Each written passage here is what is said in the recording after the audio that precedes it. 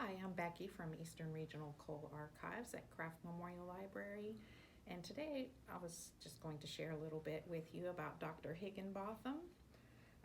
In the early 1900s, Bluefield had two hospitals that served its white residents, the Bluefield Sanitarium and St. Luke's Hospital. But with a growing need for hospitals for African American residents, Dr. C.R. Rogers founded Providence Hospital on Scott Street, which is now Mercer County Fellowship Home. A few years after he opened this hospital, he went to Howard Medical School, the nation's leading medical school for African Americans, with the intent to recruit young physicians. He persuaded Dr. Peyton Randolph Higginbotham, who was finishing his residency at Freedman Hospital in Washington, D.C., to come to Bluefield to substitute for two other physicians who needed to obtain additional training.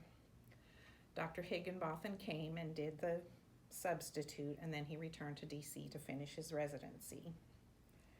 He was born in 1902 in Lynchburg, Virginia, and always knew that he wanted to go to college, so at the age of 15, he began working as a delivery man for a dry goods store to earn money to attend Howard University.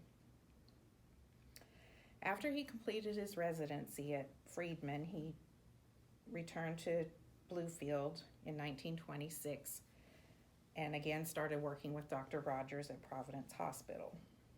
He later resigned from that hospital and worked with Dr. Lomax at Brown's Hospital on Bland Street and at the Well Baby Clinic that provided services primarily to African American women who could not afford medical care for their babies.